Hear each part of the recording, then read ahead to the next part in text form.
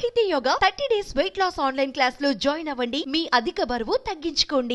Party ఓటమి తర్వాత పెద్ద పెద్ద లీడర్లు కూడా పార్టీని విడిచి వెళ్ళిపోయారు. వాళ్ళంతా ఒక ఎత్తు. ముఖ్యంగా విజయసాయి రెడ్డి గారు వెళ్ళిపోవటం, ఆ తర్వాత చూసినట్లయితే తర్వాత శ్రేణిలో మీరొకళ్ళు కనబడుతున్నారు. ఎందుకు మీరు రాజీనామా చేయాల్సి వచ్చింది? అంటే ఇక ఆ పార్టీకి భవిష్యత్తు లేదనా, లేకపోతే ఏంటి? విక్రమ్ గారు చిరకాలంగా మనం పరిచయమే, అనేక ఛానల్స్లో డిబేట్లో కూడా పార్టిసిపేట్ చేస్తున్నాం. సుదీర్ఘకాలం అంటే దాదాపు 11 సంవత్సరాలు పూర్తిగా కాంగ్రెస్ పార్టీలో, 6 సంవత్సరాల పాటు వైఎస్ఆర్సీపీలో గట్టిగా కీలకంగా పనిచేశాం. అందరికీ విదితమే. ముఖ్యంగా ప్రభుత్వం అనుసరిస్తున్న తీరుతెన్నుల్లో అమలు చేస్తూ ఉన్న నవరత్నాల వరకు చేసినప్పటికీ కార్యకర్తల్ని కాపాడుకోవడంలో వాళ్ళకి ఏదన్నా చేయటంలో పూర్తిగా నిర్లక్ష్యం పార్టీని నిలువున ముంచిందనేది పార్టీలో ఉన్న అంతర్గత చర్చ. పార్టీలో కూడా అనేకసార్లు చెప్పుకోవడం జరిగింది.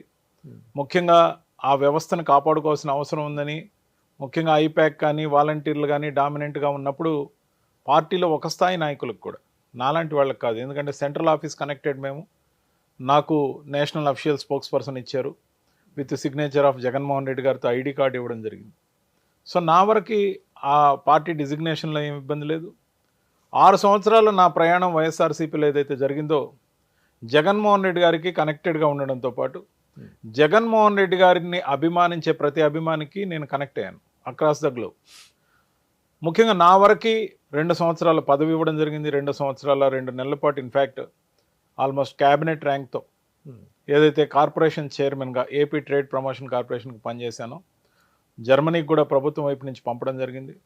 నాకు డిజిగ్నేషన్ విషయంలో కానీ, లేకపోతే నాకు ఇచ్చిన గౌరవం విషయంలో కానీ ఎటువంటి ఇబ్బంది లేదు పార్టీలో. కానీ ఓడిపోయిన వెంటనే నేనేమి పార్టీ మారలేదు. పార్టీ ఓటమి గెలుపు అనేది జనాలు నిర్ణయించే ఓట్ల శాతాన్ని బట్టి ఆ తీర్పుని మనం గౌరవించాల్సిందే. 1కి 3గా ఎన్డీఏ అలయన్స్గా 2014లో జగన్మోహన్ రెడ్డి గారు 1%తో ఓడిపోవడం జరిగింది.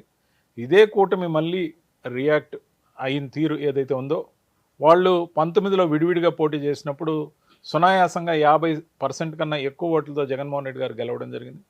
మళ్ళీ తిరిగి ఎప్పుడైతే కలిశారో, దాంతోపాటు యాంటీ ఇన్కంబెన్సీ ఎప్పుడైతే తోడైందో, దాంతోపాటు పార్టీలో ఉన్న అనేక నమ్మక ద్రోహాలు, ముఖ్యంగా కోటరీ యొక్క మీరు ఎక్కువ కోటరీ అంటున్నారు. ఎవరు కోటరీలో ప్రధానం? సార్ పేర్లు చెప్పకూడదు, పేర్లు చెప్పకూడదని నేను కొన్ని నిబంధన పెట్టుకున్నాను. అంటే కోటరీ దాంట్లో ఏదైతే అన్ని శాఖలు తానే వ్యవహరించాడు ఆ వ్యక్తి కాంక్రీట్ కుర్చీ వేసుకుని ఇప్పటికి కూడా పార్టీ ఆధిపత్యాన్ని చెలాయిస్తున్నాడు.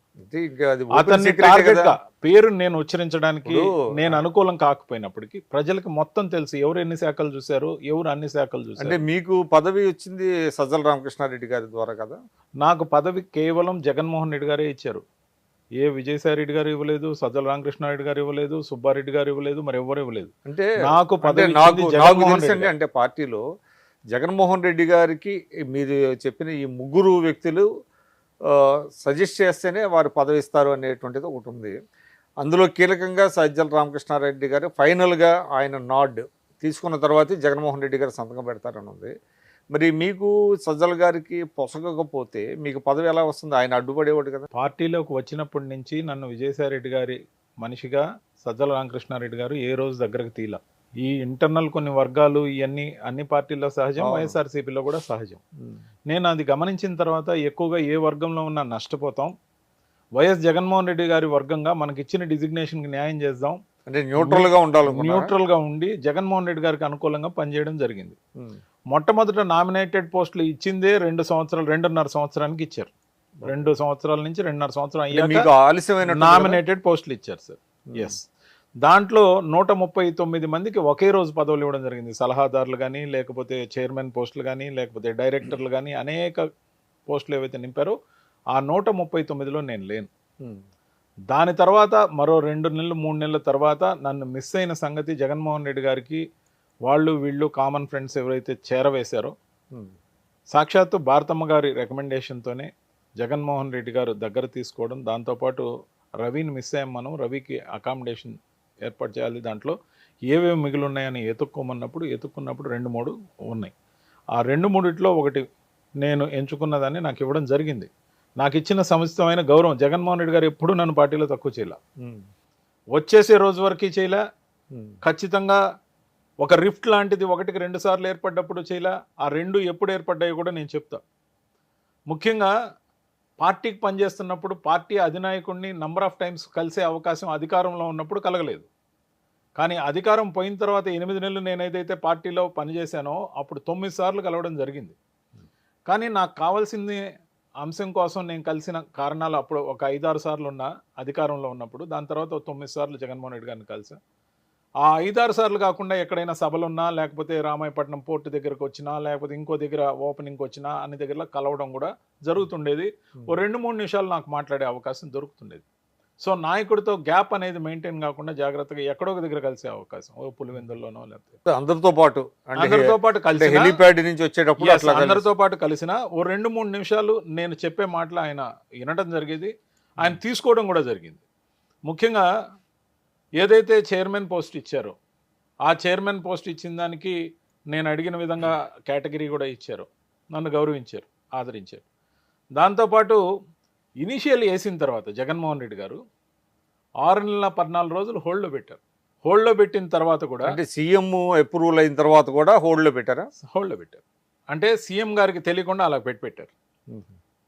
ఆ పెట్టిన వ్యక్తి ఇదే కాంక్రీట్ కుర్చీ పర్సన్. సో దాని తర్వాత ఒక మీటింగ్కి వెళ్ళినప్పుడు అక్కడ కలవడం జరిగింది. ఏం రవి నీది అయిపోయింది కదా అంటే, కాలేదన్నా, ఇలా నన్ను హోల్డ్లో పెట్టారంటే ఎవరు పెట్టారో చెప్పాను. దాని తర్వాత 48 అవర్స్లో నాకు జీవో ఇప్పించడం జరిగింది.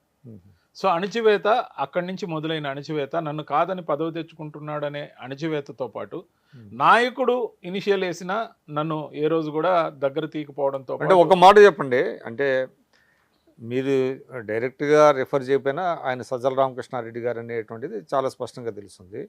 మీరేం చెప్తున్నారంటే జగన్మోహన్ రెడ్డి గారు నన్ను బాగా ఆదరించారు, నాకు ఆయనకు మధ్య గ్యాప్ లేదు, కానీ సజ్జల రామకృష్ణారెడ్డి గారు మధ్యలో ఉండి ఇదంతా చేశారంటున్నారు. కానీ సహజంగా మీకు జగన్మోహన్ రెడ్డి గారి పట్ల అభిమానం ఉంటే మధ్య వ్యక్తుల కోసం మీరు పార్టీ మారాల్సిన అవసరం ఉంది. చెప్తాను సార్, దాంట్లో కూడా ఇంకొక 2 నిమిషాలు సమయం తీసుకుంటాను.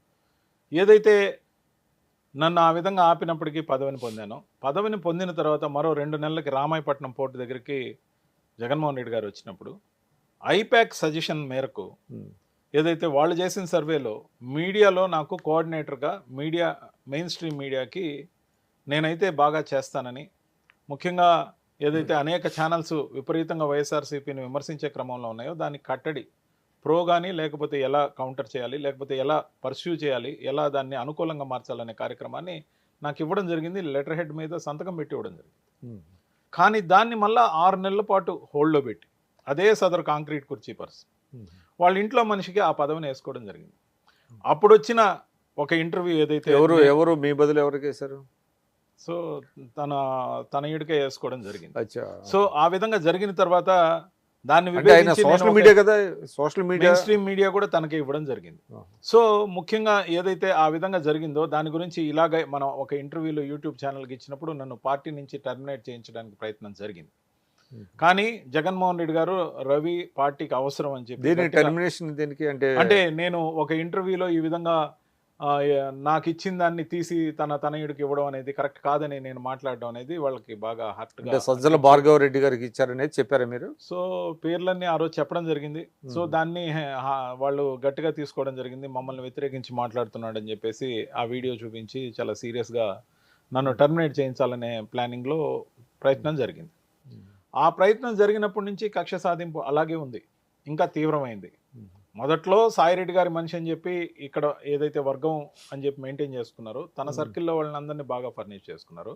నాయకుడు ఆశీర్వాదంతో ఇతను పదవి పొందడంతో పాటు మరో పైమెట్ ఎక్కి మీడియా ఏదైతే ఉందో మెయిన్ స్ట్రీమ్ మీడియా ఇతను చూడటం ఏంటి, మనం కదా చూస్తున్నాం, మనం చూసే విభాగంలోకి ఇతను ఎందుకు రావాలా అనే ఉద్దేశంలో నేను మార్పులు తేవాలనుకున్నా. మీడియాలో ఏదైతే కొన్ని ఛానల్స్ని పనిగట్టుకొని నాయకుడి చేత విమర్శింపజేసే శైలిని మార్చాలనుకున్నా.